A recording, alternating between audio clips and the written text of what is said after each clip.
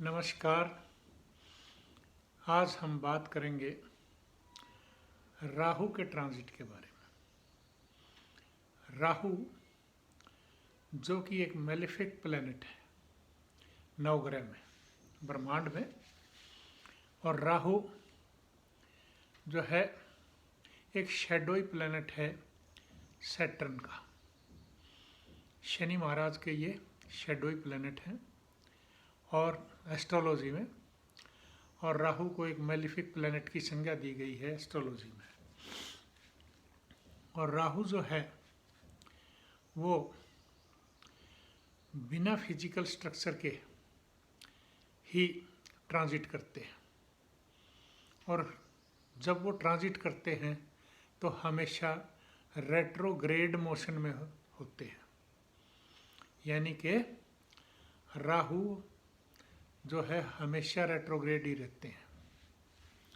अतः राहु का ट्रांजिट 2022 में 12 अप्रैल से शुरू हो रहा है, और ये एक ही राशि पे राहु लगभग 1.5 साल चलते हैं। यानी कि 1.5 वर्ष एक राशि पे रहते हैं और 1.5 वर्ष तक उसी राशि से ही फल देते रहते हैं। अब 12 अप्रैल से राहु का ट्रांजिट जो है वो मेष राशि से होगा। अभी तक राहु टॉरस राशि से ट्रांजिट कर रहे थे, अब मेष राशि से संचार करेंगे वो। और मेष राशि के जो स्वामी हैं वो मंगल ग्रह हैं, यानी मंगल की राशि से संचार करेंगे। राहु की अपनी कोई राशि नहीं है, और वो जिस राशि से संचार करेंगे वहाँ पे उसी राशि के अनुसार ही वो फल देंगे। तो एरीज क्या है? फायरी साइन है। राहु एक मेलिफिक प्लेनेट, अंगारक प्लेनेट भी है। अगर वो मंगल के साथ या मंगल के किसी भी एस्पेक्ट में कहीं गठजोड़ में आ जाते हैं तो वो अंगारक योग भी बनाते हैं। राहु का संचार कोई अच्छा नहीं माना जाता। जब भी वो राहु है क्या? राहु जो है एक ऑब्सेशन, यानी कि एक सनक है। उसी तरह से राहु जो है फिल्मी दुनिया का पर्दा है। पर्दे पे नज़र आ रहा है, फिल्म ख़त्म हुई, कुछ नहीं है। तो इस तरह से राहु का यानी इनिशिएटिव एक बहुत अच्छा दे दिया, और एंड पे कुछ नहीं पता क्या होगा। भ्रम, जिसको कि हम भ्रमित भी कह सकते हैं, भ्रम भी कह सकते हैं, व्यर्थ का। और इसी तरह से राहु जो है बड़े बड़े गेम भी खिलवा देता है। जुआ सट्टा लॉटरी में रंक से राजा भी बना देता है। जुआ सट्टा लॉटरी के बाद राजनीति में रंक से राजा बना देता है। इसी तरह से राहु के रोल चलते रहते हैं। अगर आप राहु को संचार के दौरान ठीक ढंग से आप समझ नहीं पाए तो यूँ समझिए कि आपका यह संचार व्यर्थ हो जाता है, परेशान कर देता है। राहु का काम है सडन कुछ देना, अचानक, अचानक ही फायदा करना, अचानक ही नुकसान करना। यानी कि फर्श से अर्श पे ले जाना और अर्श से फर्श पे ले जाना राहु का काम है। तो ये जब इस तरह के राहु जब खराब होते हैं, जैसे कि आपने कल देखा इमरान खान की कुंडली का, राहु तो थे वो खराब थे, तो उनको कहाँ अर्श से फर्श पे ले आई, सडन डेवलपमेंट्स में, थोड़े ही दिनों के डेवलपमेंट में। और इसी तरह से राहु ज़मीन से आसमान पर भी बिठा देते हैं। जुआ सट्टा लॉटरी में भी ऐसे ही करते हैं, राजनीति में भी ऐसे ही करते हैं। राजनीति के कारकेश माने जाते हैं।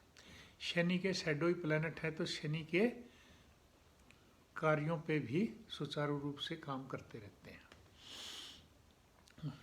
अतः राहु के बारे में ज़्यादा भ्रमित न हों और राहु का उपाय करते रहें। अगर खराब है तो, अगर कुंडली में कहीं खराब नहीं है तो उसका फ़ायदा उठाएं। अब जो ये संचार है इसके बारे में मैं बताना जा रहा हूँ कि राहु मेष राशि से संचार करेंगे। और हाँ, राहु की एक बात मैं और बताना चाहता हूँ, राहु अगर सही हैं तो बड़े बड़े रिसर्च, जैसे ऑर्बिट की रिसर्च है, यानी कोई भी रिसर्च का काम है बड़ी गहराई का, उसमें राहु का बहुत बड़ा योगदान होता है। बड़े बड़े साइंटिस्ट जो हुए हैं उनके राहु कुंडली में बहुत अच्छे विराजमान रहे हैं। तो इसी तरह से राहु का शुभ होना आपकी कुंडली में बहुत अच्छा भी है रहता है, और राहु का कुंडली में बुरा होना बहुत बुरा भी होता है, बुरा भी कर जाता है। अतः इसमें सावधानी बहुत ज़रूरी होती है। तो मैं अब ट्रांजिट के दौरान राशि वाइज बताना चाहता हूँ आपको कि राहु के क्या फल होंगे। सबसे पहले मैं लेता हूँ मेष राशि को। मेष राशि में से ही राहु संचार करेंगे 1.5 वर्ष के लिए। अतः आप भ्रमित ना हो। नंबर 1, गुस्से पर कंट्रोल करना पड़ेगा, क्योंकि राहु अचानक डेवलपमेंट देता है ऐसी चीज़ों की, अंगारक योग बना के, ये मेष राशि में।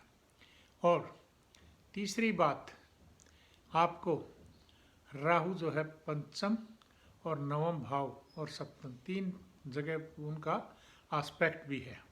अतः राहु मंगल के अधीन भी होते हैं, यानी कि मंगल के अधीन कार्य भी करते हैं।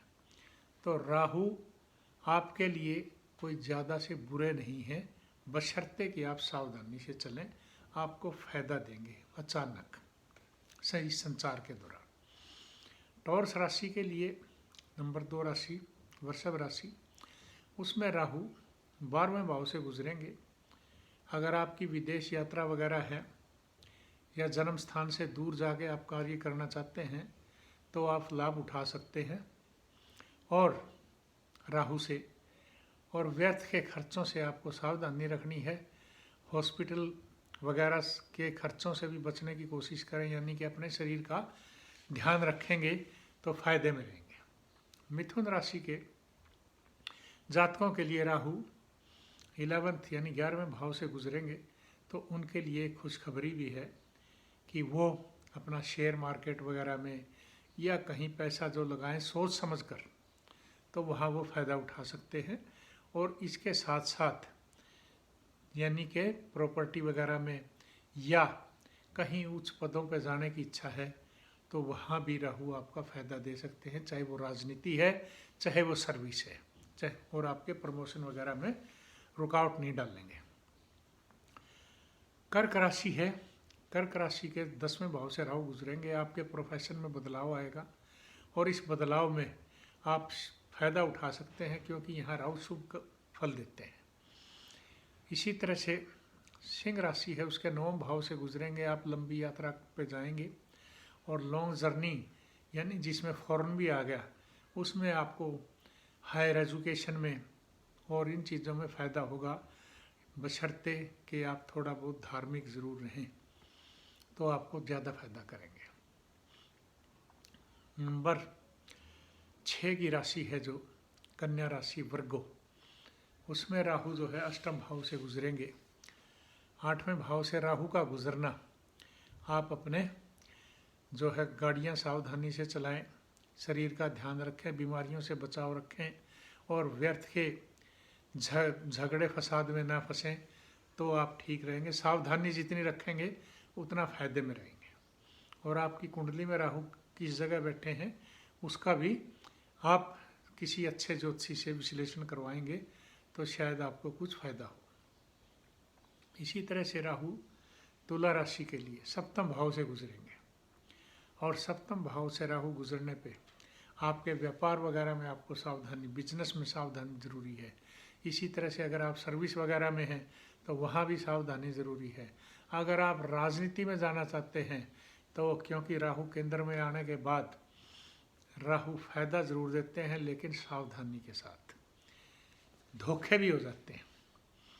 इसी तरह से वृश्चिक यानी स्कॉर्पियो राशि है, जो उसके राहु छठे भाव से गुजरेंगे, दुश्मनों पे हावी रहोगे इस दौरान संचार के, और कर्जों से मुक्ति भी दिलवाने में अचानक आपको कहीं न कहीं से धन वगैरह का इंतज़ाम अच्छा होगा, जिससे कि आप फ़ायदा उठा सकेंगे। और धनु राशि के जातकों के लिए राहु जो है एजुकेशन, हायर एजुकेशन वगैरह में आप बाहर यानी जन्म स्थान से दूर जाके फ़ायदा उठा सकते हैं।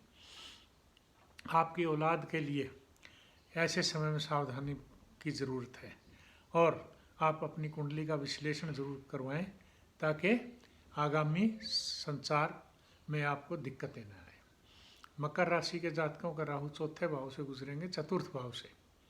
अतः आप अपना पब्लिक इमेज बना के रखें और कहीं जोश में होश ना खो बैठें, यानी कि अपने इमेज को मेंटेन रखें। और इसके साथ साथ प्रॉपर्टी वगैरह में भी पैसा सोच समझ के लगाएं। इसके बाद कुंभ राशि से तीसरे भाव से गुजरेंगे, जो आपको फ़ायदा देंगे। छोटी मोटी यात्राओं से बिजनेस में फ़ायदा होगा, और साथ में आप जो है राजनीति वगैरह में अगर प्रवेश करेंगे तो भी फ़ायदा होगा, राजनीतिकों को फ़ायदा होगा कुंभ राशि के जातकों को। मीन राशि के लिए राहु दूसरे भाव से संचार करेंगे, धन वगैरह पे आपका अचानक धन का दुरुपयोग हो सकता है, परेशानी आ सकती है, और धन भाव पे में कमी आ सकती है। तो पैसा व्यापार में और कहीं भी आप फाइनेंस करें तो सोच समझ के ही करेंगे, तो फ़ायदे में रहेंगे। और इसके साथ साथ अगर आप सर्विस वगैरह में हैं तो भी आप ध्यान रखें, क्योंकि नवम भाव से वो आपके प्रोफेशन के हाउस को भी देख रहे हैं। पदोन्नति वगैरह में भी कोई रुकावट ना हो, तो सावधानी रखेंगे तो ठीक रहेंगे। तो ये था राशियों की बात। अब मैं बताना चाहता हूँ कि राहु जो है, जितनी भी ये वायरल डिजीज़ हैं, चाहे वो कोरोना आई थी या और आई थी, इनमें राहु का रोल होता है। सूर्य पे जब भी ग्रहण लगेगा राहु लगाता है लुमिनरी प्लैनेट्स पे, और जब ये ग्रहण लगते हैं तो ऐसी चीज़ें पैदा होती हैं, जो कि अब आगे 30 अप्रैल को भी लग रहा है। इसी तरह से राहु यानी कि बीमारियों को बढ़ावा देता है। कौन सी? खास करके वायरल डिजीज़, जो कि जिनका समाधान बड़ा मुश्किल से होता है। तो ऐसे समय में आप अपने शरीर की सावधानी रखें, पैसे की सावधानी रखें, और बुद्धि से काम लेंगे तो राहु से आप नुकसान के बजाय फ़ायदा उठा सकते हैं। दूसरा, राहु का अगर नुकसानदायक समय चल रहा हो, चांदी का इस्तेमाल कीजिएगा। और तीसरी बात कि राहु से बचने के लिए आप लॉर्ड शिवा की उपासना करेंगे तो फ़ायदा होगा। राहु का भी मंत्र आप जाप कर सकते हैं, ओम भ्रा भ्री भ्रं से राहवे नमः, सिंपल मंत्र है। इसके साथ साथ आप राहु की वस्तुओं का दान करें। नीला कपड़ा, डार्क ब्लू कलर का कपड़ा आप दान कर सकते हैं। इसके साथ साथ जौ का आटा है, जौ है, वो पशुओं को खिला सकते हैं। उसी तरह से पक्षियों को खिला सकते हैं। और इसके साथ साथ आप जो भी कोशिश करें, जितना भी कोशिश करें उतना ही धार्मिक बनने की, तो राहु की बुरे व्यसनों से भी पीछा छूटेगा, और राहु से बुरी संगति से भी पीछा छूटेगा, और धार्मिकता बढ़ेगी, तो आपको फ़ायदा ही फ़ायदा होगा। अतः आप अपने पे सेल्फ कंट्रोल ज़रूरी है, और इसके साथ साथ बुद्धि का इस्तेमाल ज़रूरी है। तो राहु आपको नुकसान की बजाय फ़ायदा भी करेंगे, क्योंकि ये जब फ़ायदा करते हैं तो एकदम ही करते हैं।